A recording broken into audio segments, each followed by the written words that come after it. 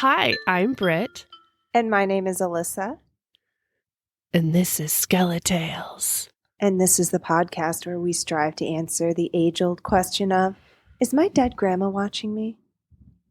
I've always wondered that when I'm sitting on the toilet peeing. Is she watching me right now? What do you think?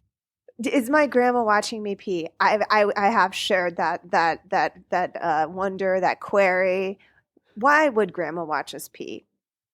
Just to make sure we're doing it right, wiping all the way, washing our hands. Front to back. Washing our hands. Yeah. And no blood in the urine. Yeah, urinary tract issues, all in the okay. Yeah, she's just like the urinalysis, grandma analysis. I don't know. My guess is no. That's my. Okay. Or again, depending on your grandma, we don't know what she's into. If you're a dude, she might be checking to see if you're putting the seat up and down. Okay. She wants to catch you in the naughty, act of the naughties. So not washing your hands, peeing all over the seat. For all of our dude listeners, if you were in the bathroom, you've lifted the seat, you've whizzed, and then you feel this like cold breeze going through you, you're like, Grandma, just know you got to put that seat fucking down. Yep. That shit drives me crazy. You. Grandma's fell in the toilet too many times. I literally had that happen this morning in the dark. I sat on that cold porcelain and I was like, oh, why did I have to have boys? So bad. See, you know the pain. I know. No, this is when it's really worse. This is when it's really worse. When you have young boys and they leave the seat up, but also their aim is terrible. So not only do you sit on that wet porcelain, cold is wet. Gross. So gross. Yeah, and there's pee out. Gross. Okay, so the answer is grandma is watching boys in the bathroom. That's the answer. Only boys. Solved. That's it. Okay, solved. Done. Do we just talk about grandmas watching boys go pee-pee in the potty on this podcast? Only sometimes, but mostly we talk about other stuff like spooky things and paranormal things. And cryptids and time travel and aliens and UFOs and imaginary friends that aren't imaginary friends. Superstitions. Near-death witches.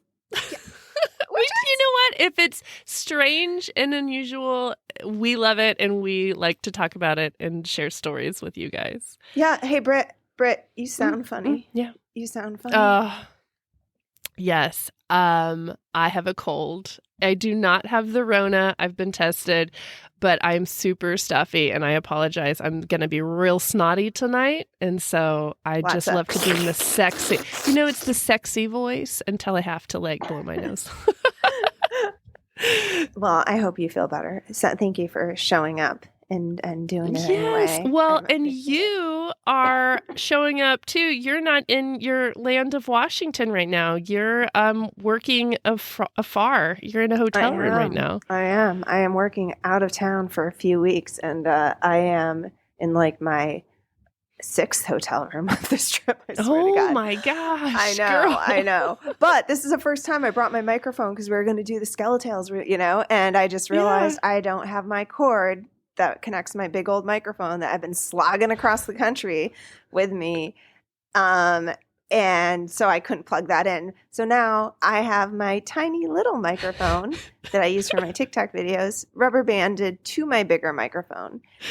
And it's still serving. It looks adorable. Yeah, it's like a little lamprey or something. Or maybe a baby. It's like a baby microphone riding a baby piggyback riding your big microphone. It's very cute. Yeah, so if I sound a little weird, that's why I don't have my normal mic set up. But I'm so excited to be doing this, my friend. I wanted to tell you something. Me too. Can I tell you something? Can I tell you? Oh, yeah, of course. Okay. So last episode, 80s guys and butterflies. We talked about butterflies. Obviously, you told me that story about how they're a sign of the afterlife. And I was like, whoa, crazy. I didn't know that exactly. So I end up leaving for my trip a couple days after that. And I checked into my Airbnb. I already told you this, Britt. I'm going to tell you, dear listeners, but there's more that I have not told you, Britt. So I checked into my Airbnb, and the wallpaper on my Airbnb is freaking huge butterflies all over the wall. It's such cool wallpaper. I was like, whoa, that's crazy. And then there's butterfly magnets all over the fridge. I'm like, oh, that's cool. And I sent you a picture. I'm like, whoa, dude, that's kind of crazy. But then I have a shirt that's called, that says antisocial butterfly on it. It's like my favorite. And so I was wearing that to work one day, and this guy is like, oh, I like your shirt. And he's like, that's not a monarch. That's swallowtails. I breed monarch butterflies, actually. And this was like a big gruff dude, like who I would not at all have pinned for a butterfly breeder. It was like super not like judging a book by a cover. Like this guy likes Harleys and mud. I don't even know. Dirt. Not prickly delicate things. Butterflies. Yeah, exactly. And I was like, oh, that's crazy. So then later the same day, I'm standing around, I'm talking to somebody, and then I move, and someone behind me was like, oh, the butterfly on your shoulder just flew away. And I turned around. I was like, what? I'm wearing a butterfly t-shirt. And she's like, it was the butterfly that was like on your t-shirt. And the swallowtail? Yes. And it was just sitting on my shoulder while I'm wearing this butterfly t-shirt, staying in a butterfly wallpapered Airbnb. I'm like, butterflies. What the heck is that? Grandma. Dude, Grandma. Man. That's insane, It's Alissa. crazy. It's crazy. So anyway, I just thought that was very bizarre. Again, we're manifesting shit with this podcast. I don't know what's happening. Yeah. We're reaching through some time space, the veil. We're thinning the veil. Well, it was not on air, but I literally psychicked what you had for lunch today. I was you had this for lunch. Yeah, I was like, I did not eat a proper dinner. And you're like, that's okay. Just eat a pretzel. I'm like, I just ate a pretzel, Britt. That was my that was the one thing I ate. Improper dinner was like a big ass soft pretzel. I'm like, weirded out. You are. Someone I saw a meme. It was like, hey, the veil, it's always thin. It's a fucking veil. It's not a curtain. Nope, it's not a wall. That's a good really point. Good. That's really good. I like that. Right. Well, anyway, what are we talking about today, Britt? Oh my God. I've got some stories here. I don't even have a theme. We're just going with fun and freaky.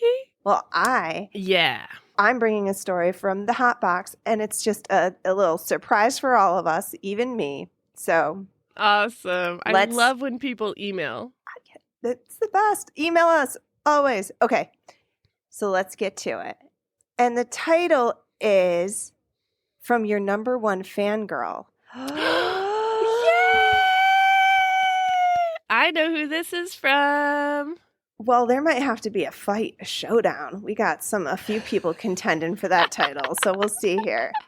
So this goes, hello, Alissa and Britt. This is Dione. And thank you so much for the shout out on the Bone-In episode.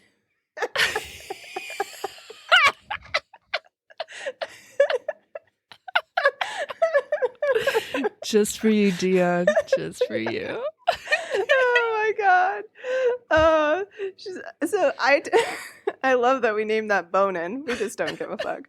Anyway, I totally fangirled with Alissa when I realized who she was. So Dione was the person I met in person, and she had already heard about the podcast. That's awesome. My husband and kids still talk about it. I think you both are amazing, and I'm so happy I found you. Sorry it has taken me a while to write in, but here are a few of my stories. And I'll send more later, she says in parentheses. Yay! Yes, more, always more. Okay, so she has about 3 stories. So I'm going to read the first one, and I'll let Britt tell a story, and then I'll go back to the letter. Okay. I was incredibly close to my maternal grandparents growing up, and we even lived next door. Sadly, my uncle mistreated and isolated my grandfather after my grandmother died. Oh. For a few years, it got progressively worse until my uncle moved my grandpa and refused to tell us where he was for about a year. What? Oh. We feel this was purely for financial reasons and jealousy, as my side was always closer to him. Before Grandma died, I promised her that I would always look out for Grandpa, and it killed me not to know where he was or even if he was alive. I started having very vivid dreams of my grandpa for a week straight, where he begged me to help him. I called my mom every day and asked if it was a sign or if we should look for him. We had no idea where to start, and again, got nothing from my uncle or his wife about his whereabouts. This went on for a week straight, and it increasingly felt more urgent. Then, Whoa. I know, I'm getting goosebumps. Then I had a different dream. This dream was of my grandma and grandpa holding hands at the end of my bed, just looking at me. I knew he was gone. Sure enough, we found out that day, by a text from my shit aunt, that he passed away that morning. That's brutal. I felt horrible that I did not help Grandpa when I had the chance, but then I felt it wasn't necessarily to fix anything before he passed, but to help my mom find peace as she was absolutely crushed and lost over a year with her dad. I did some serious sleuthing and found out where he died, and we talked to his caregivers about his last year in passing. He died without any family with him. Again, shit aunt and uncle. God. But I really feel that in some way I was part of his passing journey. And because of my sleuthing, I was able to find out about his funeral and told his family and friends so we could have a real memorial service like he would have wanted. I was able to share my memories and truly felt his appreciation. I still wish I could have given my mom moments with her father before he passed, but I know I helped her through the journey and towards her healing. In the end, no one can take our memories, and we have a lot of them. I haven't had another dream of either of my grandparents since his passing. Oof, boy. Wow, that is just chocked full of all of it. But I mean, I just have to say, Dione, like you did try. Like he contacted you in your dream, and you guys did try to find him. It's almost like you could feel what your grandfather was feeling, though. Like he wanted to see you guys, but then in the end, you know, when he came to visit you the last time, that he was at peace and he was with his love. He was with your grandma. So like it does have a beautiful ending, but obviously, you know, it's not the ideal situation, but yeah, gosh, it's kind of, well, I wouldn't even say that it's bittersweet. What a fucking dick uncle. Can I say that? Uncle Dick. What the fuck is wrong with people? How could he do that? That is jacked up, and just refuse to tell them, and then not even spend his last days with him, just make him seriously die alone without his family, which it does seem like he was giving out vibes, like thinking about his family, wanting his family near him. I mean, Dione, that's crazy that she was having dreams the whole week. I mean, that's like, those are definitely premonition sort of dreams. And then knowing, and grandma and grandpa showing up at the end of your bed, like that's sweet and love, and I love that part of the story. Man, premonition to the full extent. Yeah, dude, that's crazy. She knew, and she knew. Yeah. Oh my gosh. Okay, well, I'm going to save the... Ooh, Dione, yeah, thank you. I know. That's damn, great. Dione. Okay, I'm going to save the next part for my next story. Oh, okay. I have one. This is from Buzz. My stories are kind of short and sweet, so here we go. Okay. I was 14 years old at the time, home alone in an old Victorian home in mid-December. It was around 8 p.m. and already dark. I was wide awake, neither sleep-deprived nor had I been sleeping, so all of the normal excuses of people having similar experiences of sleep paralysis can be rejected right away. I had just gone up the service stairs where the bathroom was on the right side of the stairs, and the only light on upstairs was the bathroom.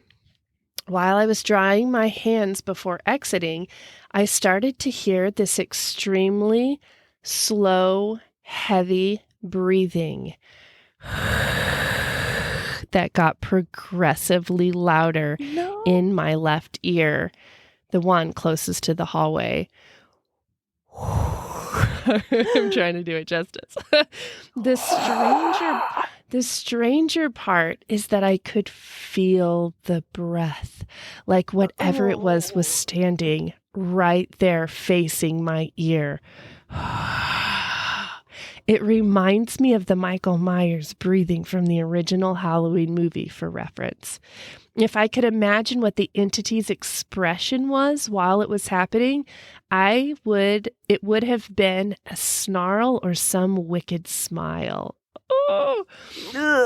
Anyway, horrified, I slowly turn my head to look at whatever is there and see nothing.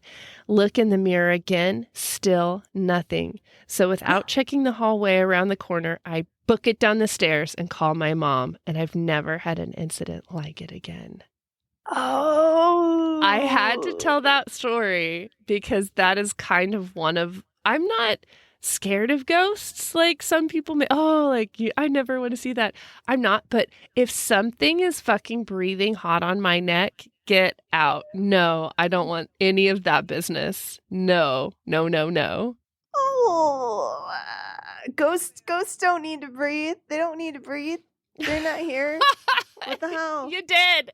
No, Why stop are you breathing on me? Maybe they're trying. What was that? I'm trying to remember how to breathe. That's just like, how do we do this again?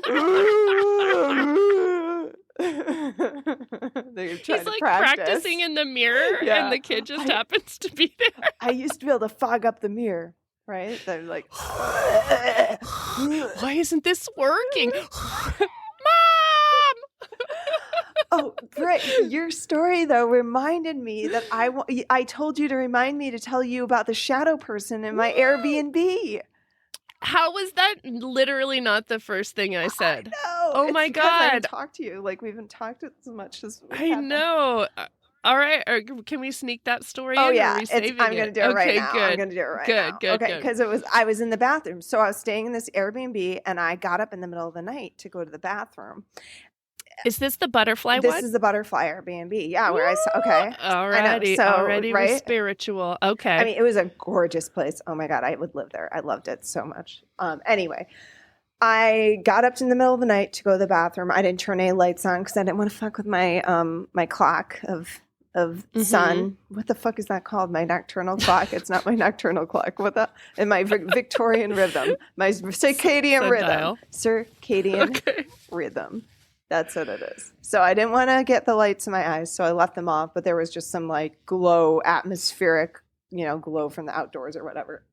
Anyway, so I go to the bathroom. I walk out of the bathroom. I turn to walk back to the bed, and then there, right in front of me, is a freaking shadow figure. Like, I thought it was a person. At first, and and they were like taller than me, like probably about like 6 feet tall. And I'm looking up at this figure, this like outline of like a person. And my immediate is like, oh my God, there's someone in here. Oh my God.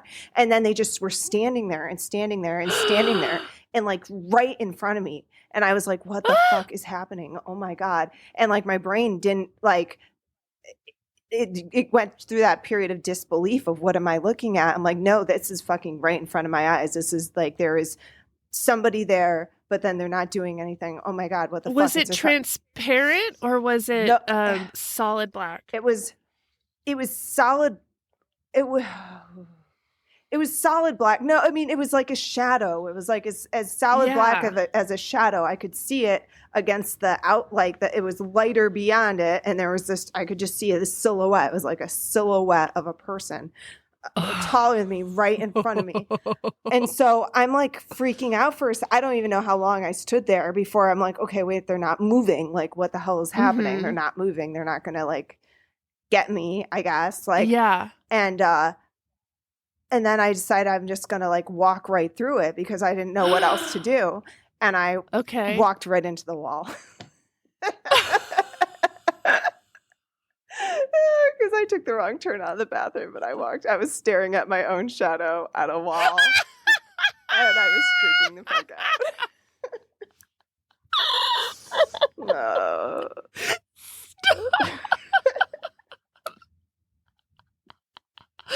Oh my God. So good. So stupid. And I immediately texted you. You had the next me. day. I was like, you did. You texted me. You were like, remind me to tell you about the shadow person I saw. And I was like, this is it. The moment has come. Alissa has seen the spirit, the spiritual otherworld. Oh my God, that's so good. No, They're it not was just moving. yeah. It was just my How brave of you, though, to just be like, fuck it. Fuck you, ghost, shadow man, person. I'm going to walk through you. I didn't know what else to do. I don't know. I was just I was being haunted by my horrible sense of direction. It just that's all it was. Oh, if there had been a camera in that house to just witness that, you staring at a wall for a really long time, just walking into it. Oh, it's so good. It's so good. I do wish there was a video too. I didn't even think about what that looked like from the outside. It felt pretty stupid from the inside being once I did it. I was like, oh, I'm a fucking idiot. Oh my God. It really scared the bejesus out of me for a second there. Okay, I'm going to read Dionne's second story. I think I'm going to read her. Okay, yeah, I'm going to read her second story. There's a third short one, but we'll just alternate. We like to take turns. It's nice and fair. Perfect. Okay, so my childhood home was the same home my grandparents raised their family in. So it was in our family for about 50 years. My family is super religious, and my grandma used to tell stories of exorcisms in our house.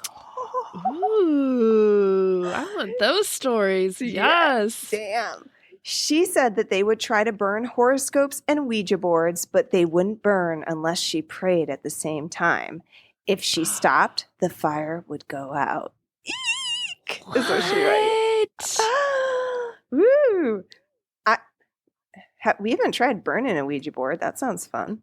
No, that sounds kind of more scary than actually doing the Ouija board. I don't know why. Yeah, maybe we could do it at the same time, and then the planchette starts racing around, like racing around, like H-O-T, hot. Yeah. Ooh.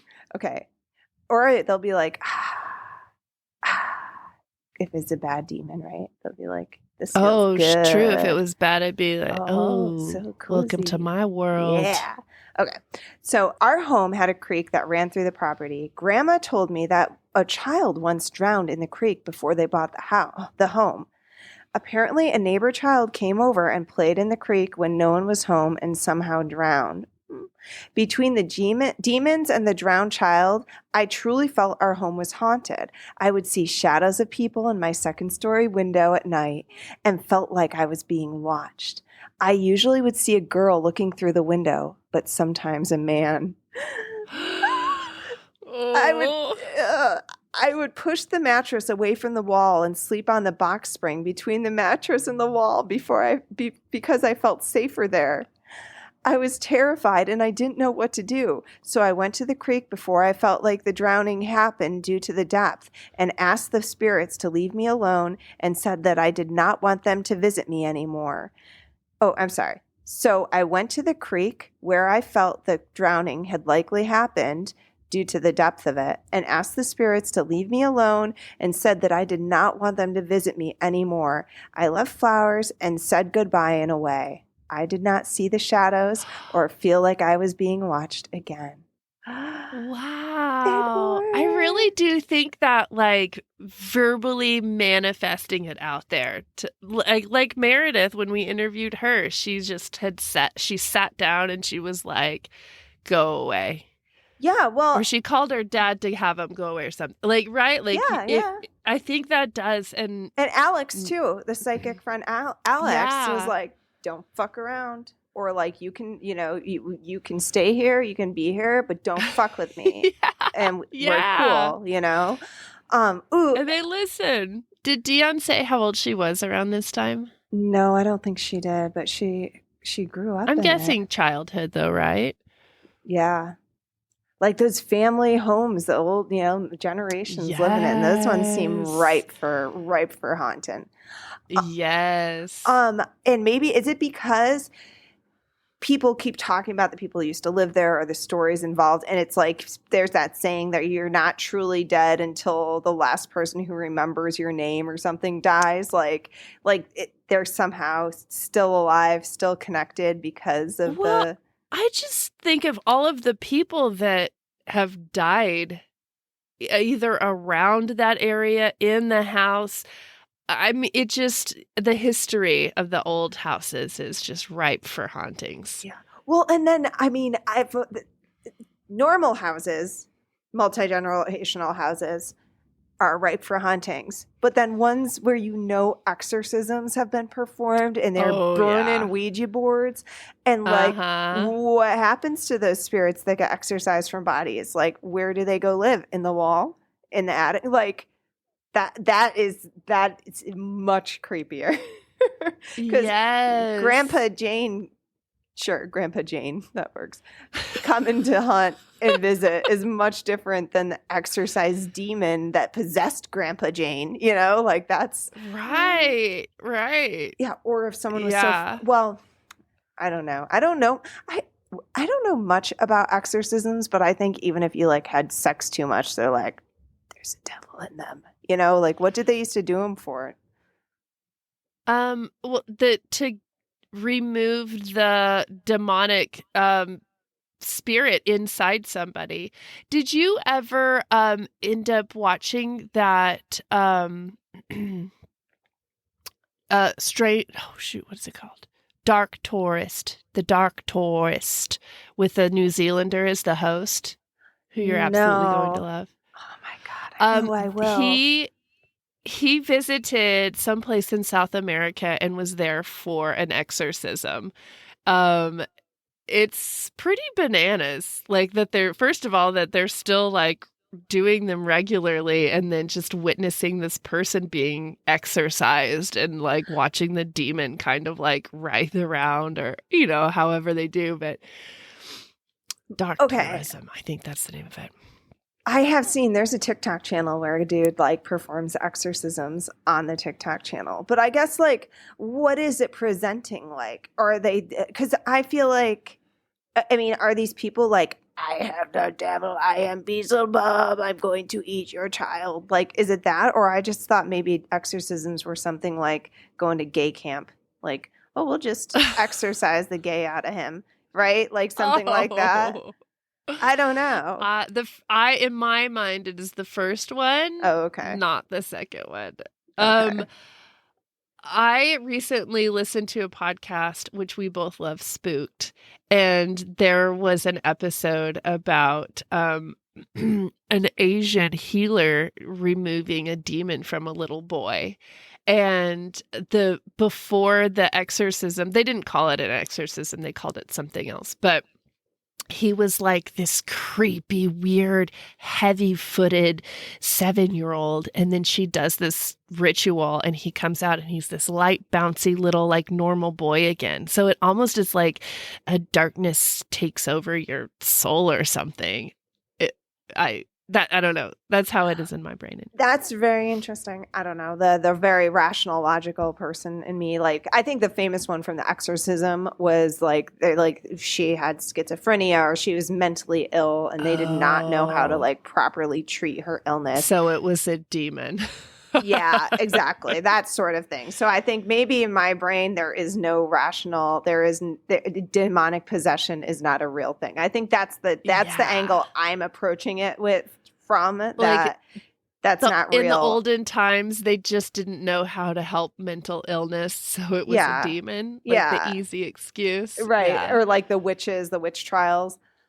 But I think there are people who definitely, I am genuinely scared of evil entities and stuff, but I've never, I don't know. Still, wouldn't want to grow up in that house.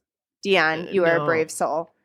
Seriously. Gosh, she's bringing some good stories. I know. She's like, I don't have mine aren't so good. I'm like, jam, Dione, write them anyway. Heck yes. Yeah. You are not letting us down.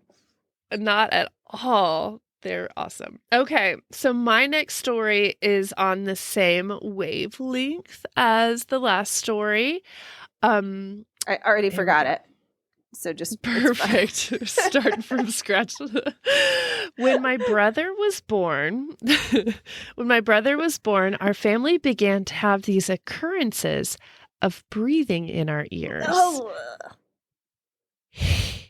I don't know. I'm not great at breathing in ears.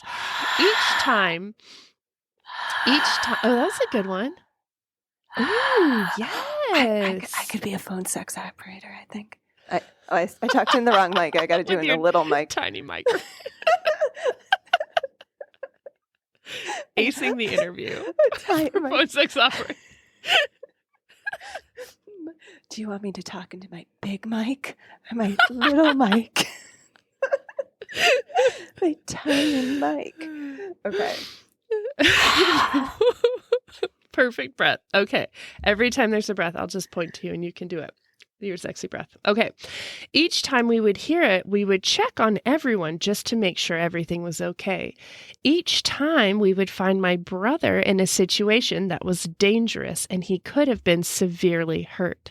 Once he was playing with matches, once climbing on a shelf which was getting ready to fall, jumping on the bed, and we would catch him as we entered the room after hearing this mysterious breath in our ear. Ooh.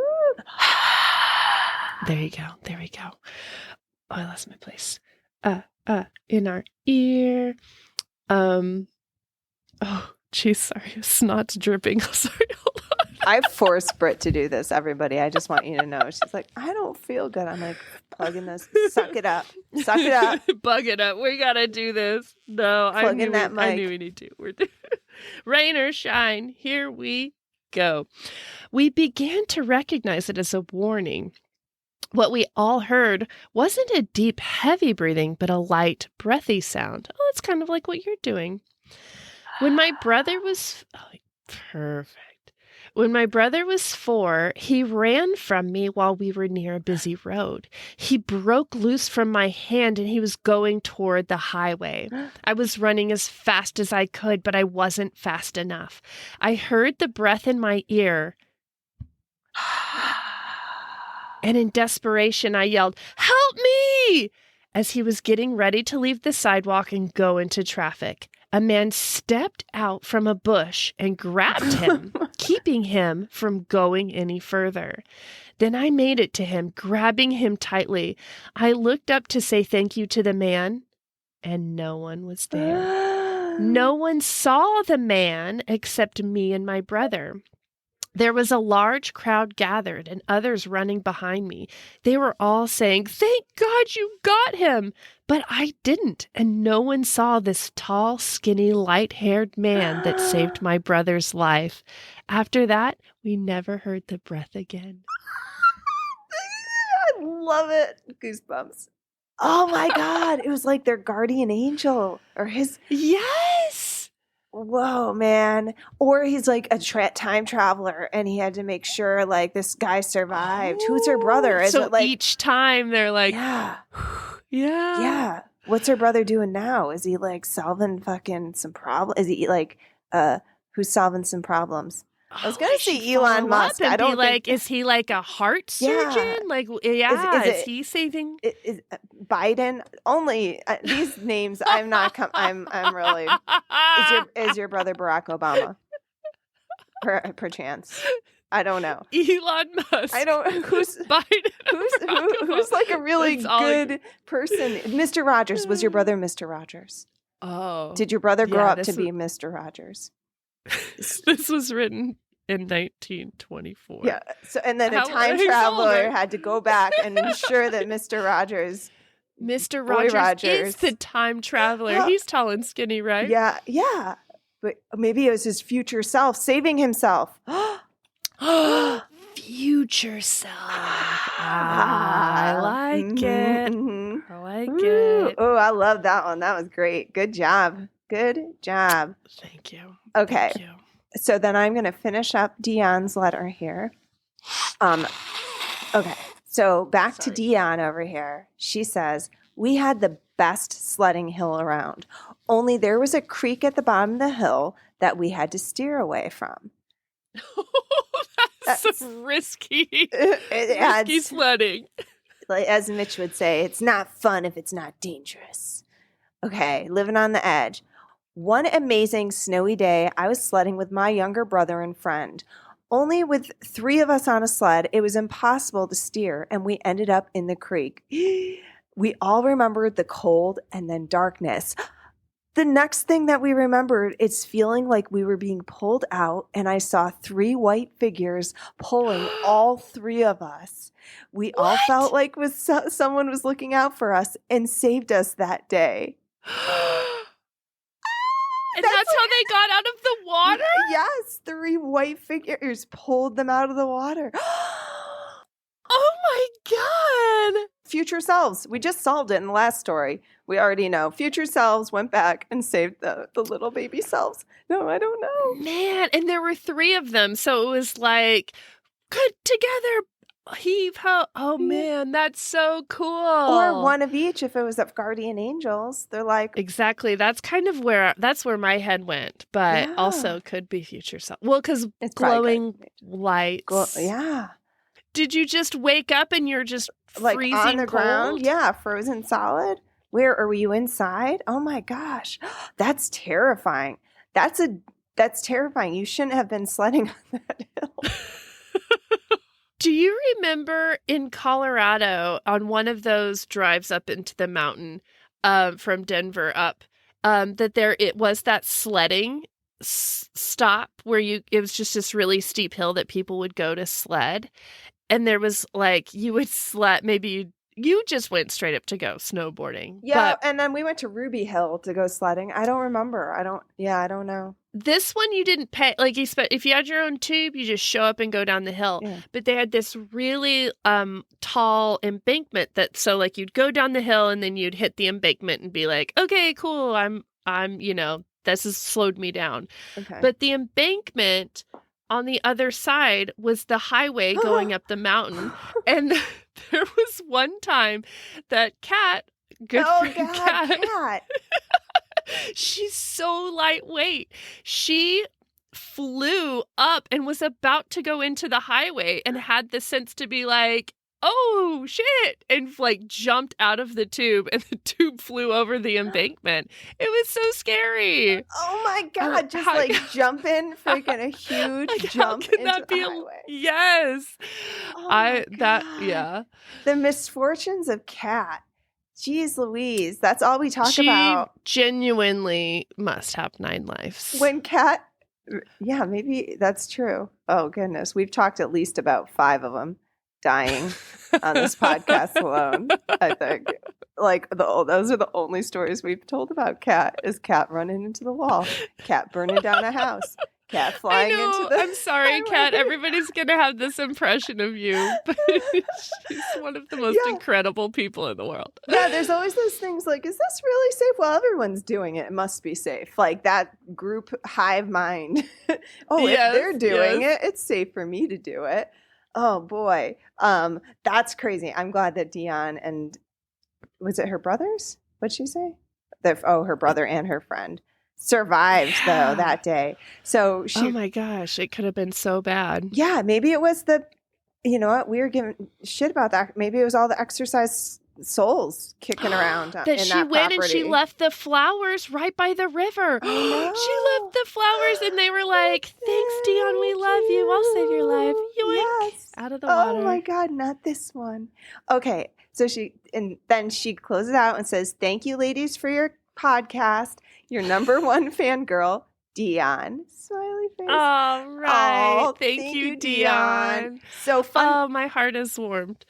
Fun fact about Dione, she lives right near Katie, other number 1 fan. So either she fight. They got to arm wrestle it out. I like that idea. An arm wrestling match. It'd be a pretty all right, good Katie match. and Dione, get together, get your camera ready, take a video. Yeah. And see who wins. And please send it in. Arm wrestle it out. God, you have to send it in. You can share, or maybe you guys can just share the title. You know what, fans? You're all my number 1 fans. No, I think we can have favorites. Just kidding. I'm just kidding. Britt. I'm just kidding. Okay. Okay, I have a final story. Do we have time? Yeah, For yeah, me yeah. to my last one? I think so. Okay. Oh, I'm not recording at all anyway. No, I'm kidding. I'm kidding. Alyssa, I was about to be so angry right then. So angry. Oh my God. So, about a week ago, a friend of ours came for a visit. He, long story short, he ends up staying at our house. And of course, I had to ask, do you have any spooky stories that I can share on the podcast? Yes. And he was like, well, this one really scary thing did happen. And so I'm going to tell Dan's story. So this happened around, I'm going to say 20 years ago or so, when Dan was deployed for the military. He couldn't give me very many details like the year or the location, but I got the assumption that this was somewhere in the Middle East, 20 some odd years ago. Okay. So Saddam they're Hussein's stationed. bunker. Maybe. I don't Let know. your imagination go wild. Okay. I don't know. So they're stationed at a house in a neighborhood in this area that has a lot of nonprofits like the Red Cross, but they're in just a house in this neighborhood. Okay. In fact, though, the week beforehand, the Red Cross building there had been attacked and overrun, and they had even taken hostages from the Red Cross. So at this point, Dan and his crew I don't think they're called crews in the military, like team. They're worried about that this is going to happen in the house that they're staying at and that they might also get attacked. So they end up parking their armored vehicle in front of the gate of the house to prevent anyone from ramming into it. And they practice all these drills of how they would fight off attackers and escape. And they go to great lengths of like preparing the house in case some attackers do come, because the likelihood is high in the area that they're at. Super terrifying. And needless to say, like tensions are super high around the house and on a day-to-day basis. So this particular night, Dan is getting ready for bed. And he's sleeping in the local attire of the area, which is like the long white shirt from they call it salwar kameez. I'm going to mispronounce that completely. Do you know what I'm talking about, though? Like the long white shirts, the long sleeves. Yeah, anyways, like a Middle Eastern nightgown. Yes, but it's probably exactly. That's probably offensive in some way. I'm sorry. So he's wearing that, and he has his sneakers on, and then right next to him, he has his body armor and his gun, so he's ready to go if needed.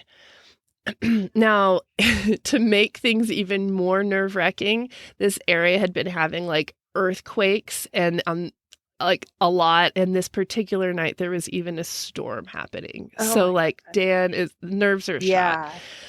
In his room, he has this large heavy metal security door that has a large latch and a peephole. Okay, I thought you were like heavy metal. My brain went to like Metallica. Slayer. So this night he's playing some heavy metal. No, the door's heavy metal. He's laying in bed and he hears this boom, boom, boom, boom on the big metal door. He grabs his pistol and he goes up to the door, looks through the peephole, doesn't see anything. Nobody's there. He had been half asleep, so he was like wondering if he had just dreamt it. Maybe he hadn't even heard anything. So he gets back in bed, he puts his gun away, he lays back down, he closes his eyes. Boom, boom, boom. Now the second time he goes, "What?" No response. He looks through the peephole, no one's there. While he's standing there, gun in hand, he hears boom, boom, boom on the door. Sorry, snot wipe. So then he gets down on his hands and knees, thinking that maybe he can see the shadow of somebody on the other side of the door. So he slowly gets down to the bottom of the door and he sees two eyes staring back at him. Turns out it was the biggest fucking rat he had ever seen. Oh no, what? Not a human after all. It was this huge fat rat that had been trying to squeeze under the metal door, and it was shaking it. Boom, boom, boom, boom. Oh my God. Ew. Well, the rat sees Dan, freaks out, and runs. And apparently, there's this big ass hole in the wall that Dan never noticed. The rat runs in there, and Dan's nerves are just completely shot. He just couldn't even sleep the rest of that night. Oh, poor Dan. Oh my God. Yeah, like that. I can't imagine being in war. That's horrible. I would not fare well. No. I'll tell you that. No. But to already have you just be on like high alert, and then it's a fucking rat. A rat. And then knowing that a giant rat is also trying to get you, like you got enemies, giant rats, like it just sounds like hell. That's terrible. He was so angry. He was like, I felt like shooting that rat so bad. Yeah, right? Oh, well, I guess he survived to tell the story. Thanks, Dan. That's terrible, though. Oh, my God. But I guess a rat is better than the alternative of for sure. Being a hostage in that situation. I was so worried, though, like when he was going to look under that door, and sure enough, there's a pair of feet. I'm like, no! Nope. It's almost as terrifying to see a pair of eyes, though. Yeah. Ew. And big enough rat. I mean, you like rats. Britt was like, I do, but I understand the difference between like pet rats versus like giant survival rats. I don't even know what you'd call them. Wild. I mean, yeah, I wonder how big they get. Like giant sewer rat. Ugh. Ew. Oh, big. Oh man, well yeah, that was a silly one. That's my stories for the night. Yay. Man, this is a fun one. We had some good ones. Yeah, we were trying to maybe even keep it short for Britt's sake because she's so sick over there. But no short here. We like it long, full length. What am I talking Okay, we just finished in the nick of time. Britt is falling into a coma as we speak. Oh Lord. Oh my goodness. Hey, if you guys have an email that you want to write us in, like Dione did, we have an email. It is SkeleTalesPodcast@gmail.com. You can also call us on our hotline, talking to our little mic. Alissa will answer. She'll, hey, it's me, Alissa. I'll just breathe a lot. That's why I'm going to change the voicemail to just... I don't know what's wrong. It's all static. I don't get it. That number to call is 302-689. Yeah, I was right. 302-689. Dead. 302-689-3323. And we are on social media as well. We're on Instagram at SkeleTales Podcast. We're on Twitter at SkeleTales Pod. We're at all the places, and you can DM us all the ways. We're around. I've had a busy few weeks, so I apologize if you have emailed or messaged recently. I have barely hanging on. I'm also falling into a coma at the moment. Eventually, we will get back. Yeah, we appreciate it, even if you don't hear from us the very next day. You might just hear your story on the podcast and know we got your thanking message. And thank you. Oh Lord, we're so polite. We're those people that don't send the thank you notes for wedding gifts. I did do that, but I'm not great at it in general. I agree. The intention is there. We have a merch shop. You can find that link in our link tree on our website, SkeleTalesPodcast.com, or on Instagram. And I think that's it. Just share with some friends, people. Yeah. Tell them share what you like. Exactly. Yeah. Oh, hey, Britt. Oh, yes. What is it, Alissa? Hunt you later. Please tell me. Haunt y'all later. Good night. Oh, that was sexy. Good night. Good night. Good night. That's it. We're changing the theme, the tone here. Sexy.